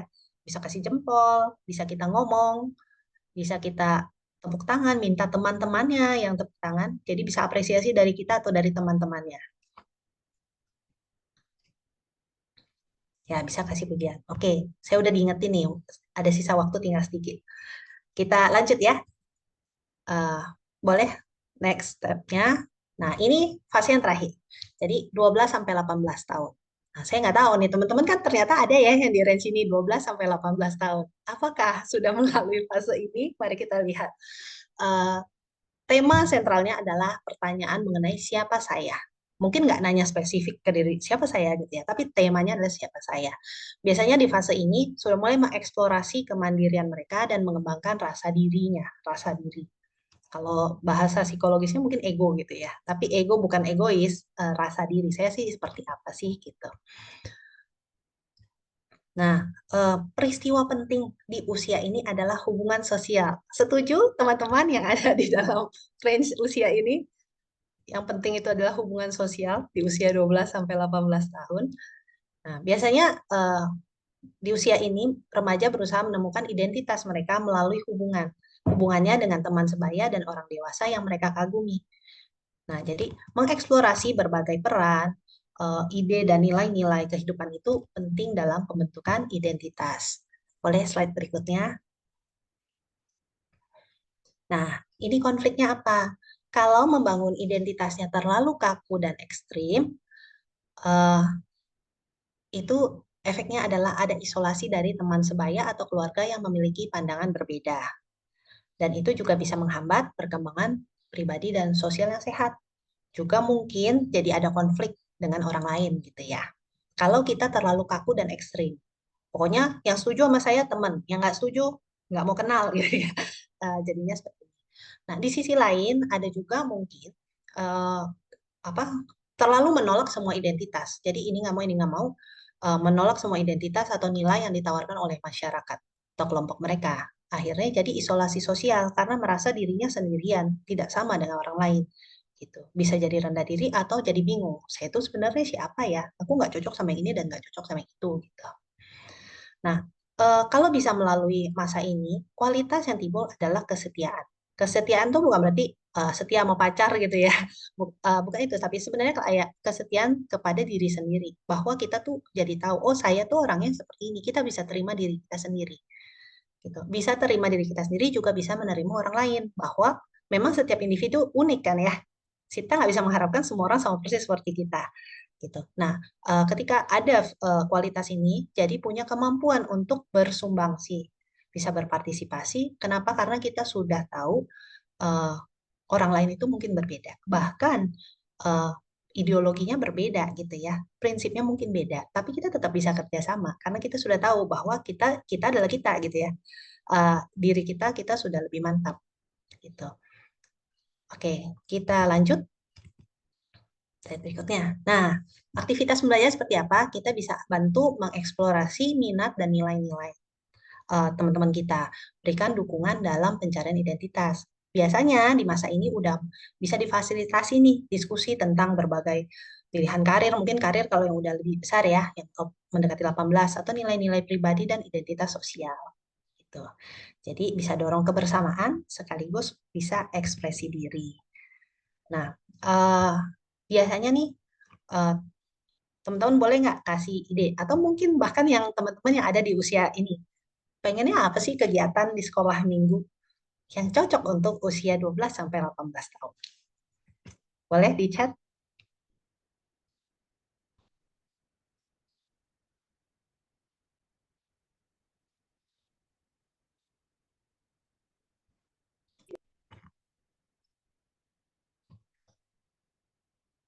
yang teman-teman di rentang usia lain mungkin punya ide, oh bisa begini nih buat kegiatannya anak-anak usia 12 sampai 18 tahun.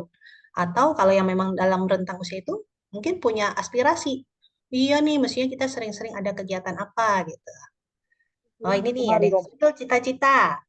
Ya. ini kan kita sih Oh, dengar ceramah jadi punya inspirasi ya. Bisa ada kuis Dharma, sharing. Nah, kumpul-kumpul sambil makan. Nah, dapat ya sense of community-nya gitu ya. Bisa ada diskusi. Nah, ketika diskusi tadi bisa belajar menghargai pendapat orang lain.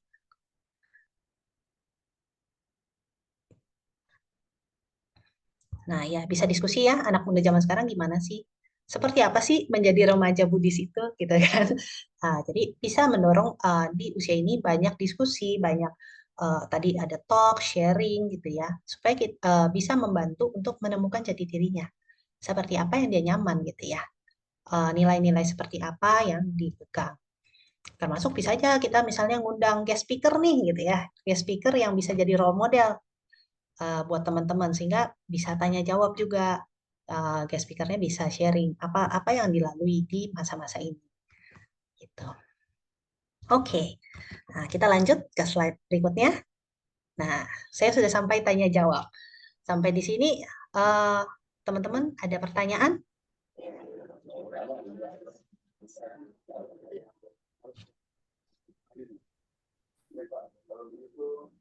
Terima kasih Ibu Wiratna atas penjelasannya yang luar biasa. Untuk teman-teman, silahkan kita membuka sesi tanya jawab dan yang ingin bertanya langsung silahkan raise hand ataupun yang mau mengetik di kolom chat juga silahkan.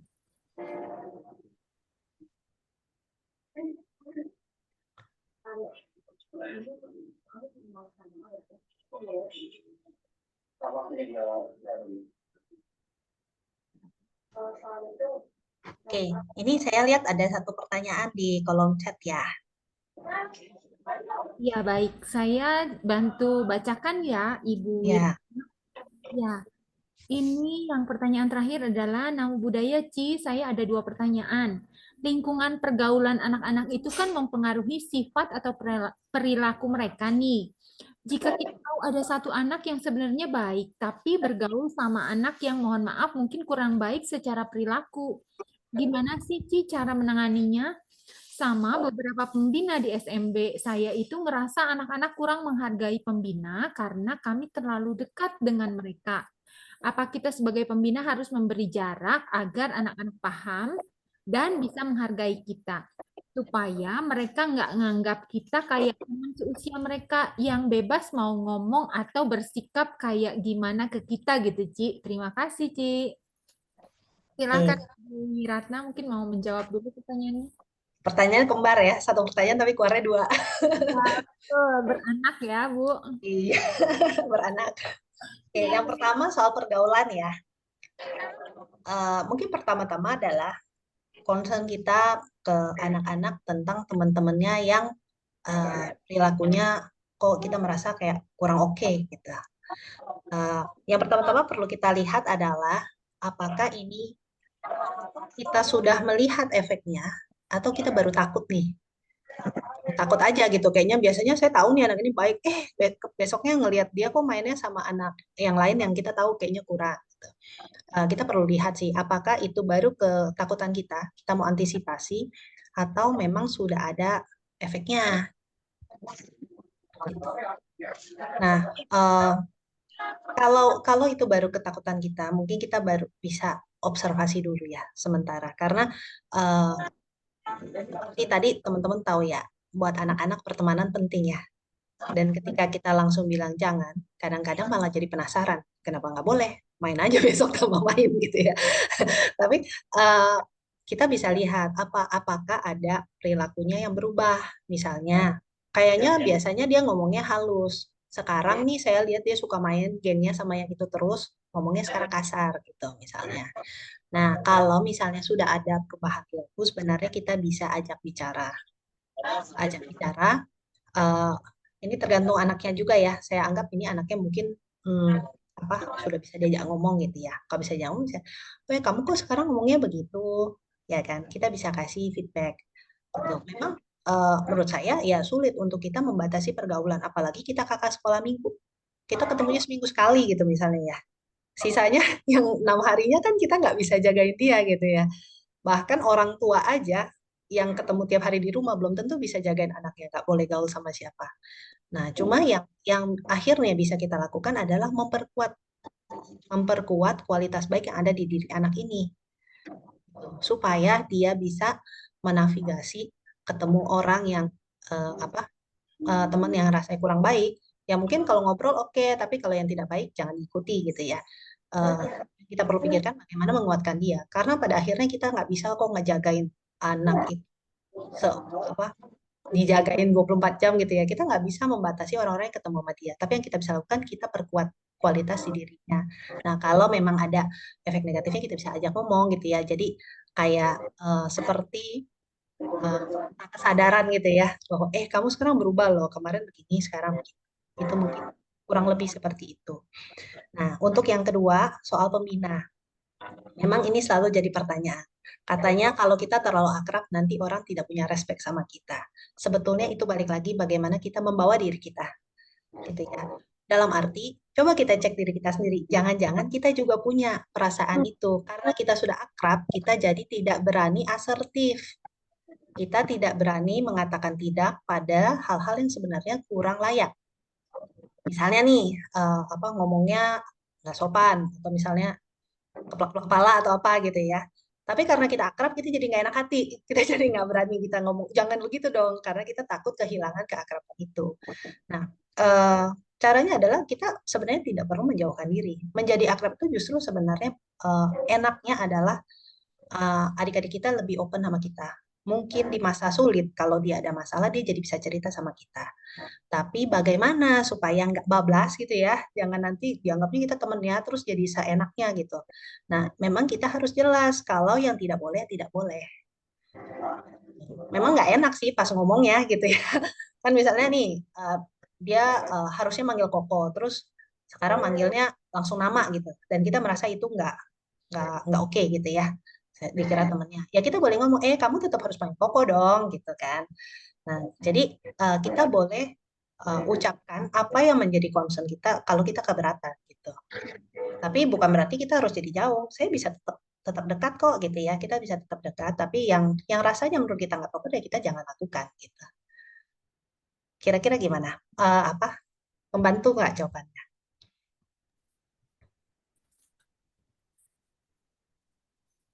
Ya, silahkan Saudara Wirya tadi ya yang bertanya ya. Wirya Aditana dari Kepri. Silahkan mungkin kalau ada pertanyaan lanjutan. Sembari itu boleh kita beralih ke pertanyaan selanjutnya ya, Bu. Ini sudah ada pertanyaan selanjutnya dari Ya, Saudari Isnawati. Namo Buddhaya Ci mau bertanya bagaimana menangani anak yang introvert. Silahkan, Bu. ya, namo buddhaya. Anak yang introvert ya, introvert kan berarti dia pendiam. Asumsinya dia nggak apa ini. Memang perlu waktu itu. Tapi yang pertama adalah mungkin coba kita cek persepsi kita dulu. Sebenarnya introvert itu oke nggak sih? Dalam dunia ini orang ya ada yang introvert dan ekstrovert ya. Nah, tapi kita bisa kasih dia space. Di sisi lain, sesekali kita tetap ajak. Gitu. Ini memang tarik ulur ya. Tarik ulur antara kita memberikan dia space. Kalau kita tahu dia introvert, kita selalu taruh dia di tengah grup, mungkin dia nggak nyaman gitu ya, merasa terancam. Kalau kita yang bukan orang introvert, kita mungkin nggak ngerti seberapa nggak enaknya gitu ya, jadi pusat perhatian. Nah, kita bisa tarik ulur sebenarnya. Pada dasarnya ilmu tarik ulur penting gitu ya.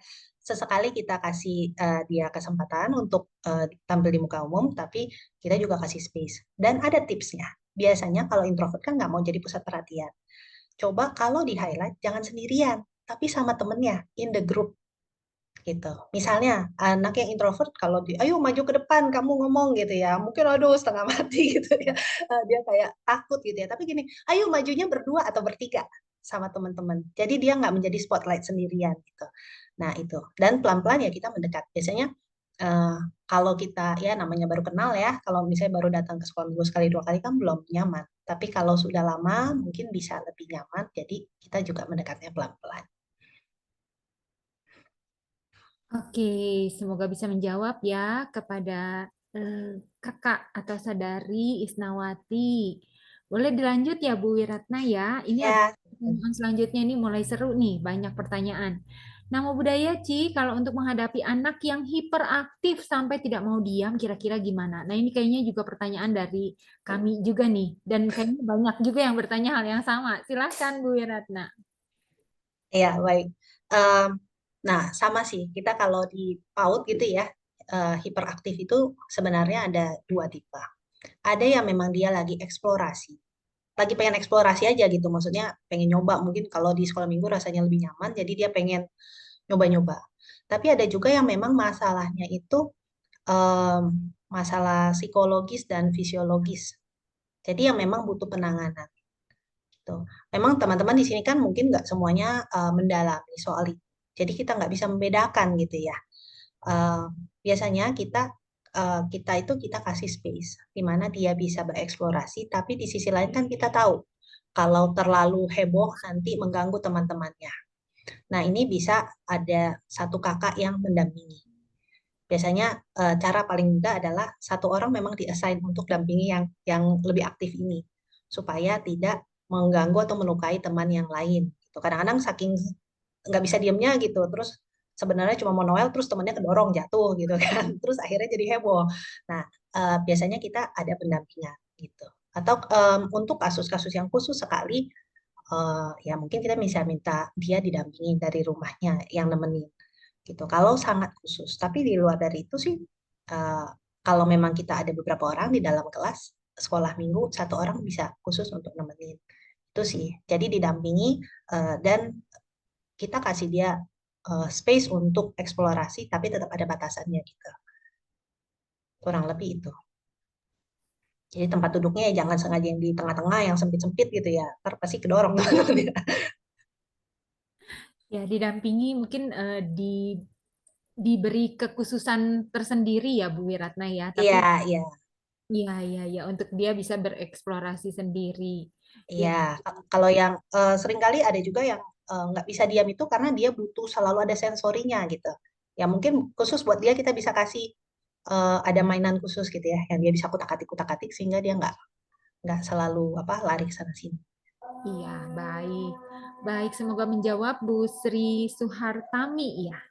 Baik, pertanyaan selanjutnya nih Bu. Nama budaya Ci, bila ada kasus seperti anak di mana telah melakukan kesalahan lalu diberitahu bahwa itu adalah kesalahan atau tidak baik, tapi dilakukan berulang-ulang, bagaimana supaya dia berusaha memberi kesadaran tidak mengulanginya lagi. Jadi mungkin bagaimana menyadarkan anak ini supaya tidak mengulangi lagi. Ya, eh, nah ini soal kesalahan itu biasanya kaitannya dengan konsekuensi ya. Jadi saya nggak tahu nih kesalahannya di mana. Misalnya ada yang selalu lari-larian atau teriak-teriak gitu ya, atau dorong-dorong. Nah, kesalahan apa ya namanya manajemen perilaku di dalam kelas itu perlu ada satu aturannya jelas, kedua ada konsekuensinya, dan ketiga adalah konsistensi. Gitu. Jadi kayak misalnya gini, kita omongin dulu masalahnya apa. Misalnya kamu nggak boleh teriak-teriak. Misalnya ada anak yang suka teriak-teriak di dalam ruangan. Terus kita udah bilang jangan dong. Terus teriak lagi gitu ya. Jangan dong teriak lagi. Tiap minggu datang dia teriak-teriak di ruangan. Padahal kan kita nggak bisa nih mengganggu gitu misalnya. Nah, kita perlu perlu jelaskan fairnya kita jelaskan makanya. Jangan. Kalau kamu teriak-teriak kan ngeganggu orang. Kalau masih teriak, saya akan bawa kamu ke misalnya belakang ruangan gitu ya, tempatnya yang terpisah, yang agak belakang biar nggak ganggu. Nah, itu kita jelaskan dulu konsekuensinya, terus kita kita bawa dia konsisten gitu. Maksudnya kalau memang lakukan lagi ya kita lakukan konsekuensinya. Misalnya tadi kita jadinya harus keluar ruangan atau kita pindah ruangan gitu ya. Jadi memang tidak mudah untuk menerapkan kalau kesadaran itu kan nggak bisa kita kasih ya. Kita sama orang lain yang dewasa juga nggak bisa kita kasih terus dia jadi sadar gitu ya. Jadi yang bisa kita lakukan adalah kalau memang ini kesalahan yang mengganggu di kelas, kita sepakati aturannya lalu dijalankan konsekuensinya gitu sehingga lama-lama perilakunya terbentuk. Itu sih. Iya, baik. Baik, ini kebetulan sudah ada pertanyaan yang raise hand, dari yang raise hand langsung Ibu Sri Indahwati ya. Silahkan, dipersilahkan untuk open mic. Namo Buddhaya, Ci. Saya dari Jambi. Namo Buddhaya. Budaya.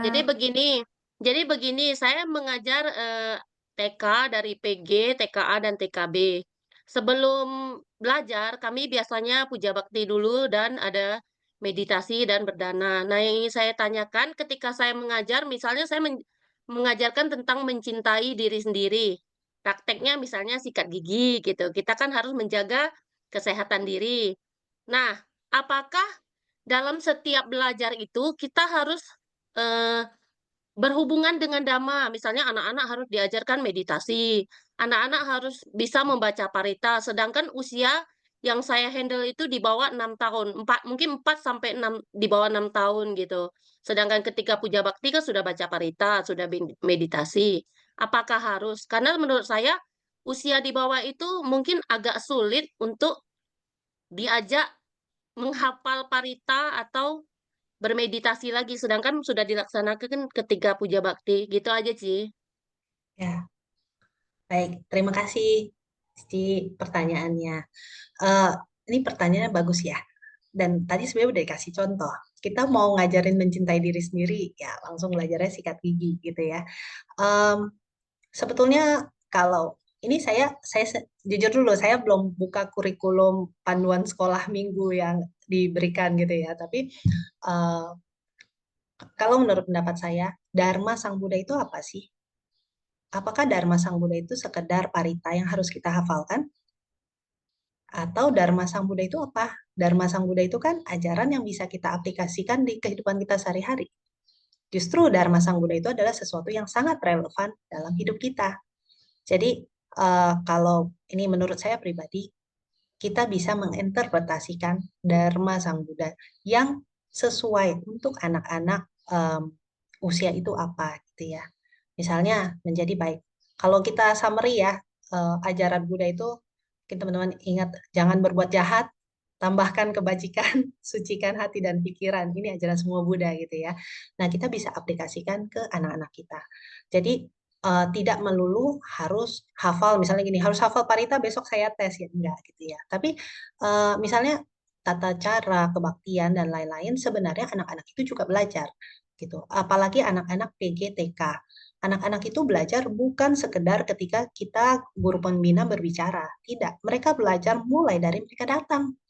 Dari bagaimana caranya guru pembina menyambut mereka, bagaimana mereka diatur gitu ya. Sebenarnya anak-anak itu belajar dari 5 inderanya, semua inderanya dipakai. Jadi dari rasanya dia datang, suasananya seperti apa yang dia lakukan, itu dia semuanya belajar. Kalau kita ceritanya kita ceramah dharma gitu ya, tapi kitanya sebagai kakak pembina galak gitu, terus judes, ya yang dia dapat kesannya jadi orang mungkin harusnya judes gitu kan. Nah, jadi menurut saya kita bisa membuat itu relevan buat anak-anak. Nah, tapi kalau misalnya baca parita, bermeditasi itu bisa menjadi kebiasaan. Sebenarnya kalau dilakukan secara rutin, lama-lama anak-anak itu hafal sendiri kok. Coba deh, kalau mereka dengerin lagu, kan mereka nggak pernah menghafal lagu kan? Tapi karena nonton YouTube, diulang, jadinya hafal. Nah, baca parita juga sama. Setiap kali datang ke wihara, baca parita, lama-lama ya hafal juga gitu ya. Tidak perlu secara khusus kita jejelin, ayo hafal gitu misalnya gitu. Menurut saya sih, untuk anak-anak yang masih kecil tuh, mereka pembiasaan itu lebih mengena. Iya, baik. Semoga sudah dapat menjawab ya untuk Kakak Sri Indahwati. Iya, Terima kasih, Ci.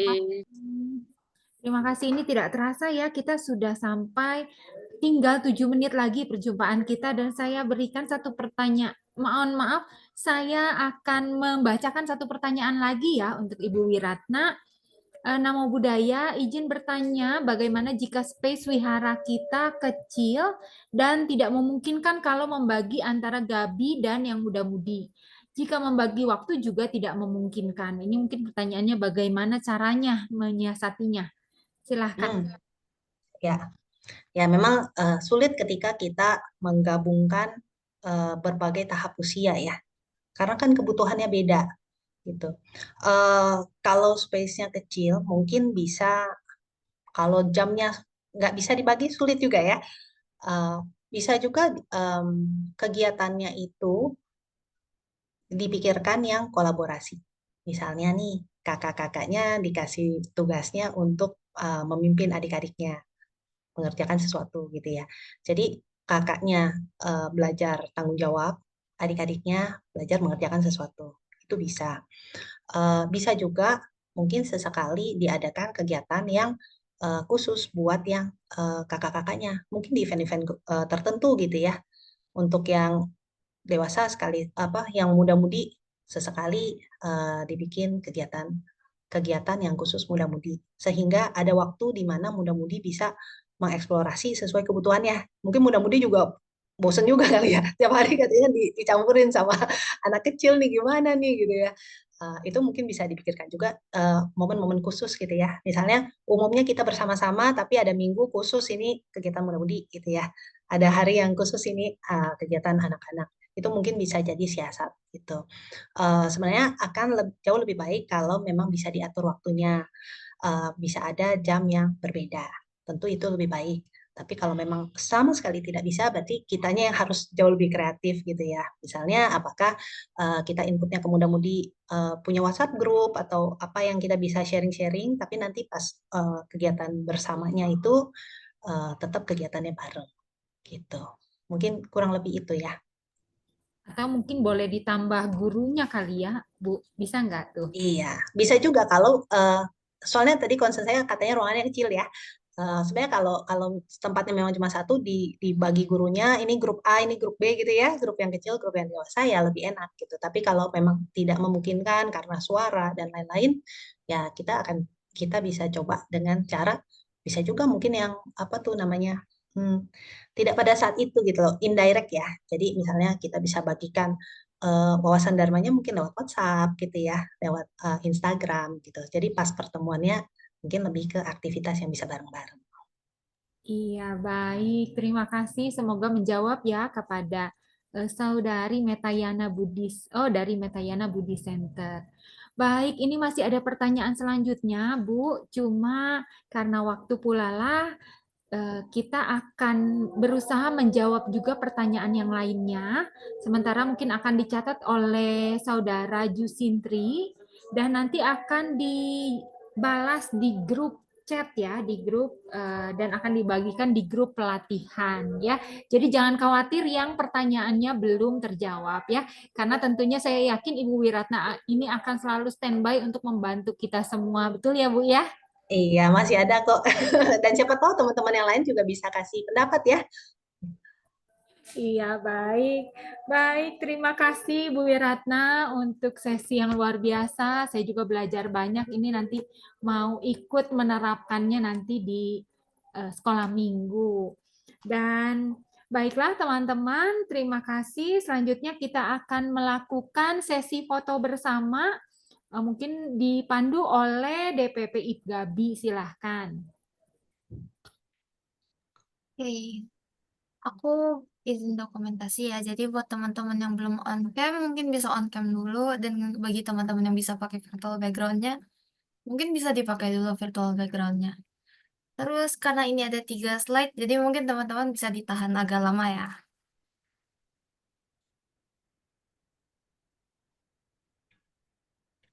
Oke, mungkin aku tunggu sampai jam 2:59. Terus buat teman-teman yang belum on cam, di sini ada 3 slide soalnya.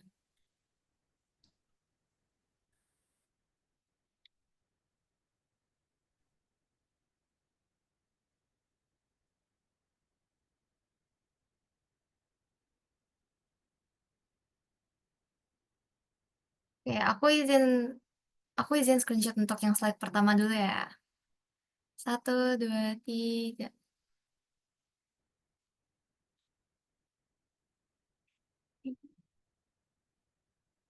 Oke, slide kedua. 1, 2, 3.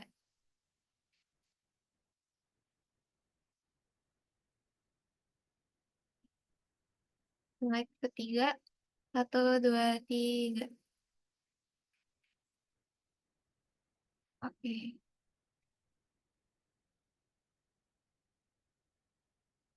Mungkin mungkin teman-teman bisa pose kayak gini kali. Bisa Gabi nggak? kita nih teman-teman, Iya, pose gini Gabi. tangannya diginiin. Jadi tangannya disilangin terus Ayo, diletak di pipi. ayo, kita bisa yuk. Kita imut-imut juga nih sama kayak Iya. adik-adik Gabi. Senyum Oke, Gabi ya teman-teman. imut. 1, 2, 3. Oke, slide selanjutnya. 1, 2, 3. Oke, slide terakhir. 1, 2, 3. Oke, baik. Terima kasih dokumentasinya, teman-teman. Selanjutnya kita beralih ke MC kembali. Terima kasih. Baik, terima kasih pose cantiknya ya. Oke, nanti kalau mau dilanjut di sesi-sesi berikutnya ya, pose-pose lainnya ya. Baik, terima kasih. Tidak terasa kita sudah di penghujung acara dan kembali terima kasih banyak kepada narasumber kita yang luar biasa hari ini, Bu Wiratna. Terima kasih atas penyampaian materinya dan juga terima kasih buat semua teman-teman IPGABI se-Indonesia ini yang sudah berpartisipasi dalam minggu pertama pelatihan ini, yang tadi saya sempat lihat bahwa sudah ada 120 partisipan pada hari ini. Jadi luar biasa ya teman-teman ya. Semoga dengan adanya pelatihan ini bisa meningkatkan skill teman-teman dalam mengisi kegiatan SMB Gabi ke depannya. Dan tidak lupa untuk teman-teman IPGABI untuk hadir lagi ya di pelatihan minggu kedua dengan tema meningkatkan kreativitas dalam mengajar sekolah minggu Buddha minggu depan ya. Untuk itu saya Linda, saya pamit undur diri. Sabe sata bawantu sukitata, semoga semua makhluk hidup berbahagia. Namo Sang Hyang Adi Budaya, Namo Buddhaya. Selamat sore. Namo Buddhaya. Terima kasih Bu Linda dan juga teman-teman semuanya. Jangan lupa juga nih teman-teman untuk isi link absennya ya teman-teman ya. Sudah ada di kolom chat teman-teman. Terima kasih banyak. Selamat beraktivitas di hari Minggu.